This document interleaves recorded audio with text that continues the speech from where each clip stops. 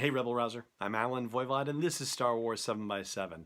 So I took Thrawn Alliances with me on our family vacation and it made for some great summer reading, so that's absolutely a positive. And generally speaking, I enjoyed the book. I mean, it's not the remarkable read that I found, say, the Tarkin novel by James Luceno to be, for example.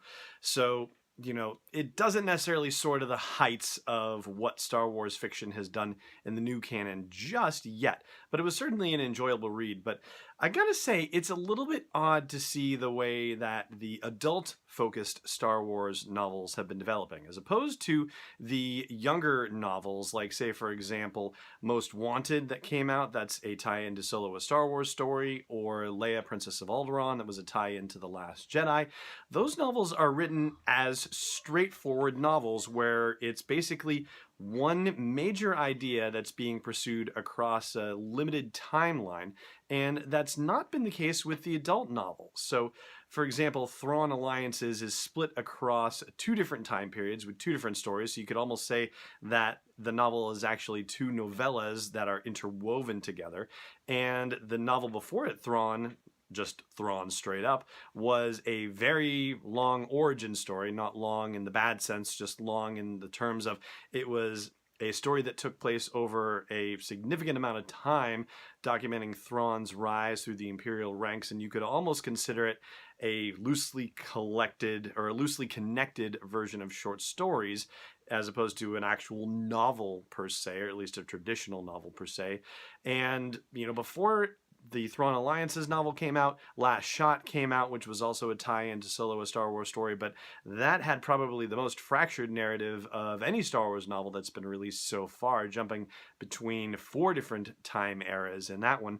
And even Phasma, when that came out in September of 2017, that mostly took place in one particular time frame in one particular set of circumstances, but it had a framing device that ran throughout the novel as well. And that framing device had, significant meat to it in and of itself and significant ramifications too.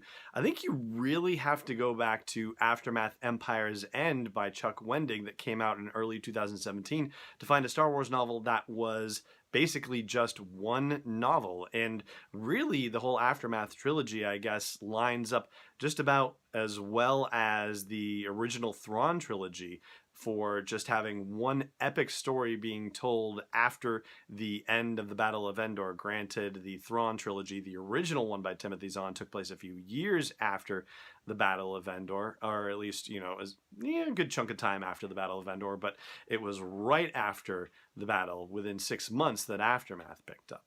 So I think what I'm saying is that I'm really itching for a Star Wars adult novel that tells one great story from beginning to end. And yeah, I guess it's been a year and a half since Aftermath Empire's End, so it hasn't been that long really. But again, that's not to say that Thrawn Alliances doesn't have its great points about it. And again, it was an enjoyable read, as I said at the outset.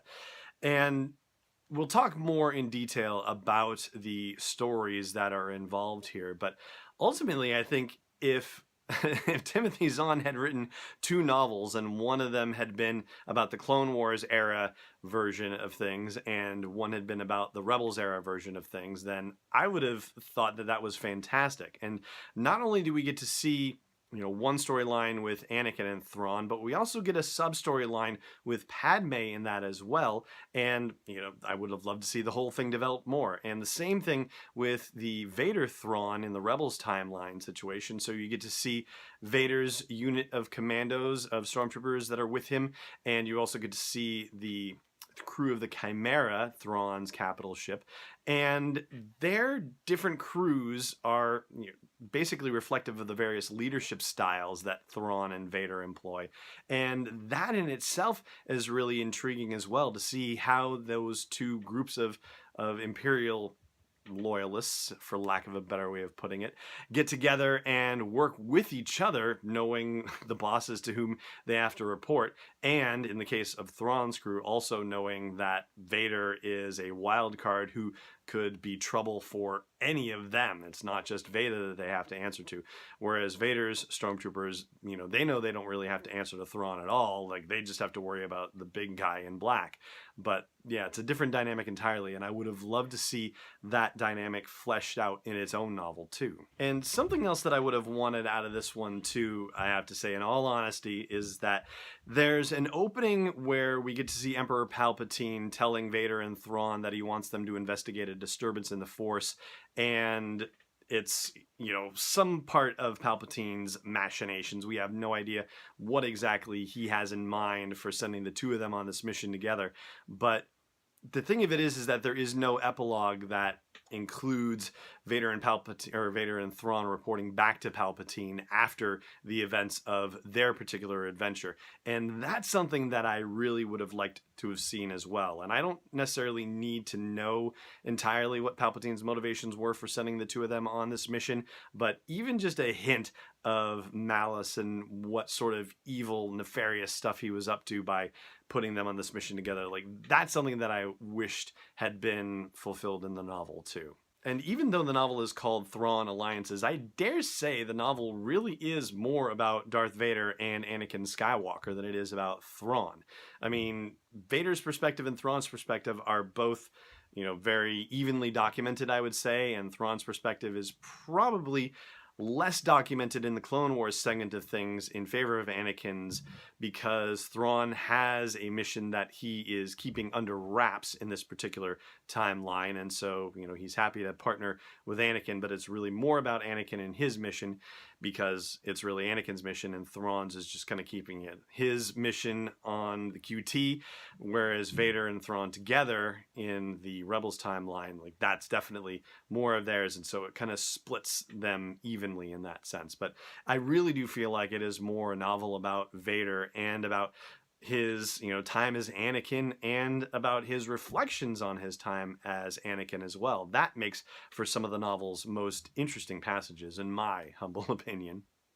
But Thrawn gets some of his classic deductive reasoning moments in, and some crazy, seemingly intuitive leaps that turn out to be true, but nobody else can really fathom what it is happening. And, once it's explained, it's like the head smacking, oh, yeah, of course.